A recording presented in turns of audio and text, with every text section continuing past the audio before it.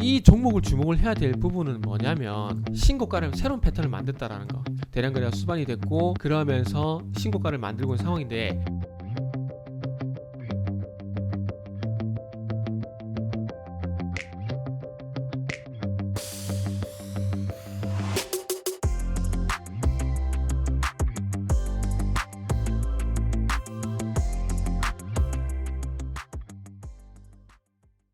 자, 반갑습니다. 알파프로 가족 여러분, 정태근 전문가입니다. 자, 6월 22일 방송 시작을 해보도록 하겠습니다. 오늘 첫 번째 방송에서 언급드릴 종목은 시젠이고요.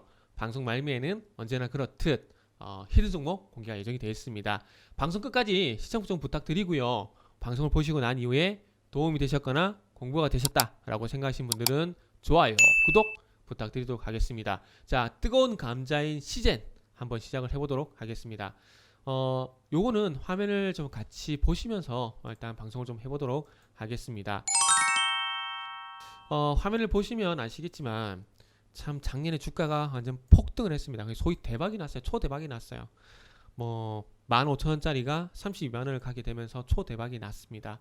그리고 난 이후에 주가가 좀 하락세를 거치고 어제 서두에 말씀드린 대로 진단키트 쪽으로 순환매가 돌게 되면서 16% 상승이 좀 나왔습니다. 자, 그동안은 어쨌든 백신 쪽으로 많이 좀 조명이 됐었다가 집중이 됐었다가 다시 코로나 바이러스 내에서 이제 순환매가 돌게 되면서 진단키트 쪽으로 다시 순서가 온 것 같아요. 그렇다면은 자, 이 진단키트 특히나 시젠을 보려면 두 가지를 좀 봐야 될 것 같습니다. 이 코로나 바이러스 이슈가 또 호재로서 작용이 될 것인가, 이런 부분들이고요. 그리고 두 번째는 실적. 이 두 가지만 보시면은 답이 나올 것 같습니다. 자, 그래서 코로나 바이러스 호재 이런 부분들을 좀 살펴볼 건데, 자, 잘 보세요. 일단은 자, 코로나 바이러스 발생으로 인해 가지고 진단키트 수요 증가로 해서 주가가 이렇게 급등이 나왔습니다. 자, 그러면 제가 우스갯소리 한번 드리면은 소고기도 3번 연속 먹으면 질립니다. 물론 3번 연속 먹어도 맛있다고 하시는 분들 계세요. 그러나 모든 음식이 또 먹고 또 먹고 또 먹고 하면 질립니다. 제가 왜 이런 쓸데없는 얘기를 하냐면은 그겁니다. 제가 방송할 때마다 어쩌다 한 번씩 말씀드린 게 있는데, 호재도 영화는 호재가 없고 악재도 영화는 악재가 없다고 말씀드렸어요. 예를 들면은 2018년도에 미국과 중국의 무역 분쟁 이슈가 이때 당시에는 악재였죠. 트럼프하고 중국 때문에 악재였는데, 지금도 미국과 중국의 무역 분쟁은 진행형입니다. 그런데 시장이 악재가 되고 있나요? 아니죠. 테이퍼링이 현재 악재가 되고 있죠. 그것처럼 그리고 또 뭐가 있을까요? 우리가 시장이 안 좋아졌을 때 중앙은행에서 유동성 돈을 풀잖아요. 그죠? 유동성 공급을 하는데 그게 계속해서 호재가 됩니까? 안 되죠. 안 되죠. 그리고 책에 또 뭐가 있을까요? 뭐 물론 일단 기억은 안 나는데 어쨌든 결론적으로 말씀드리고 싶은 부분은 영원한 악재도 영원한 호재도 없다라는 관점에서 우리가 한번 보자고요. 그러면 작년에 이 진단키트라는 이슈로 인해 가지고 주가를 30배 이상 띄웠습니다. 30배 이상. 그러면 본인이 한번 세력이라 한번 생각해 보세요. 작년에 일단 30배 정도 많이 해먹었습니다. 너무나 짭짤하게 해먹었어요. 근데 그거를 또 델타 변이 바이러스가 발생됐다고 해서 또 해먹을까요? 아니라는 겁니다. 다음 순환매까지 기다려야 돼요. 예를 들면은 컴투스. 자, 컴투스 같은 경우에 한번 예를 들게 되면은 자, 주봉으로 볼게요. 컴투스 같은 경우 보면 자, 잘 보세요.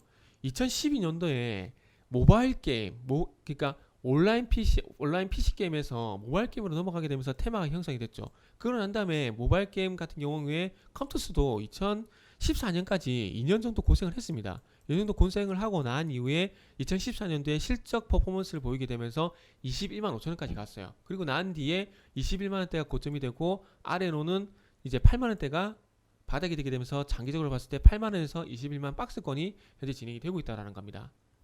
자, 1차적으로 모바일 게임 기대감, 2년 조정, 실적, 사상 최대 실적, 이런 부분들 발생되게 되면서 21만원까지 갔거든요. 그리고 난 다음에 컴투스는 어쨌든 실적이 계속해서 유지가 되고 있습니다. 유지가 되고 있어요. 자, 컴투스 실적 한번 볼까요?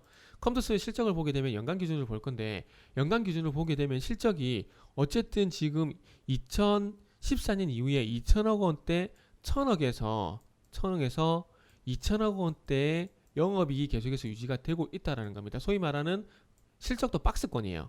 자, 2017년도에 1,900억, 2019년 1,200억, 그리고 올해 예상 영업이 1,600억. 그리고 특히 또 매출 같은 경우 5천억 존에서 계속해서 유지가 되고 있는 상황입니다.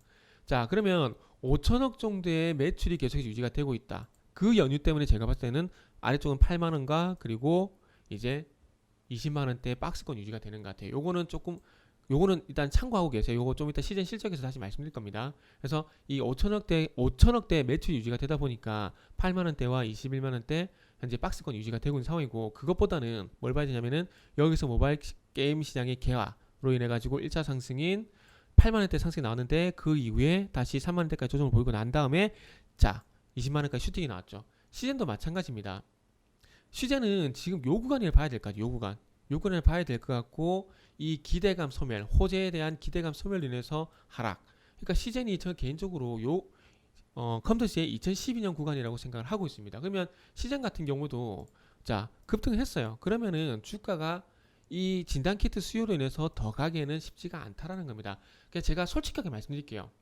솔직히 작년에 진단키트로 시즌은 다 해먹었습니다. 다음 차례가 올 때까지는 적어도 2년 이상은 컴퓨터스에 예를 들어보게 된다면 최소한 2년 정도 이상은 기다려야 된다는 거죠.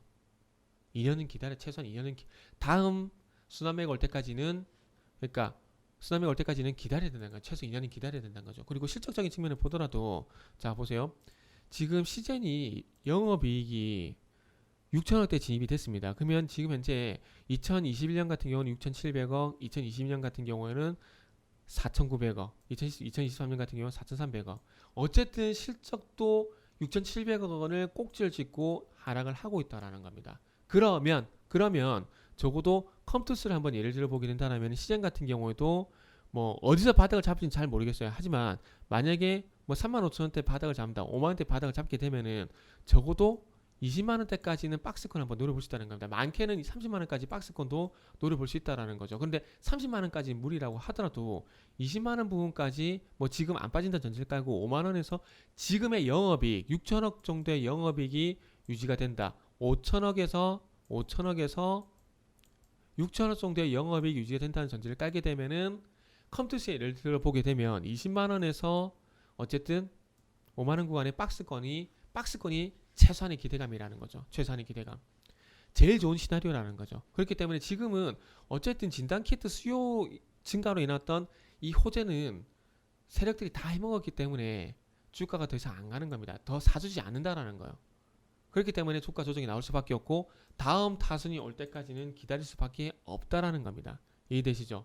그래서 정리를 해보자면은 일단 코로나라는 호재적인 측면, 코로나 봤을 때 일단 2020년도 충분히 많이 해먹었기 때문에 다시 주가가 반등으로 가기 위해서는 최소한 2년 정도 걸릴 것 같다. 컴투스의 어떤 차트를 한번 예를 들어 보게 된다라면은. 그리고 두 번째, 실적적인 측면에서 봤을 때 어쨌든 5천억에서 6천억 정도 영업이익이 유지가 된다는 전제를 깔게 되면은 지금 그래갈 수 있는 가장 좋은 시나리오는 5만원대에서 20만원대까지 박스권, 요 흐름을 좀 봐야 될 것 같습니다. 그런데 최근에 시젠이 무상증자랬죠. 무상증자. 그래서 아마 이 무상증자 이슈를 또 해소가 돼야 되기 때문에 무상증자를 하고 난 뒤에 최소 1년 정도 해소 기간이 좀 걸리거든요. 그렇기 때문에 이 시장 같은 경우에는 보유를 하시더라도 다음 순환매가 올 때까지는 최소 2년 정도 걸릴 것 같다. 그렇다면 어제 16% 정도 상승한 요거는 한 95,000원 이상 박스권 기술적 반등 대응을 하시는 게 좀 좋지 않을까라는 말씀을 드리면서 정리를 좀 하도록 하겠습니다. 뭐 정리를 안 해도 뭐 다시 말씀 안 드려도 충분히 이해되시죠? 그래서 이제 히든 종목 좀 보도록 하겠습니다. 히든 종목은 지금 저는 개인적으로 차트가 상당히 좀 이뻐요. 지금 6월 18일날 14% 급등이 나왔고요. 종가 기준입니다. 그리고 어제 같은 경우는 3%까지 상승이 나왔습니다. 이 종목을 주목을 해야 될 부분은 뭐냐면 신고가를 새로운 패턴을 만들었다라는 거. 새로운 패턴을.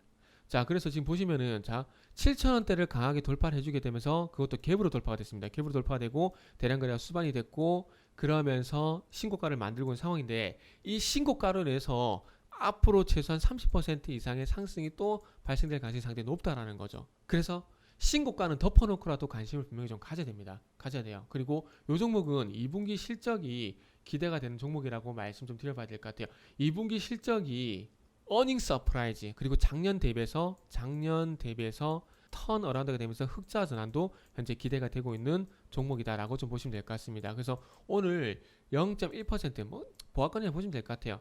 어쨌든 5일선과 이격 조정이 마무리가 되게 된다라면은 요 거래량에서 발생됐던 매수 세력이 다시 한번 밀어 올릴 가능성이 충분히 있다라는 점 말씀드리면서 정리를 하도록 하겠습니다.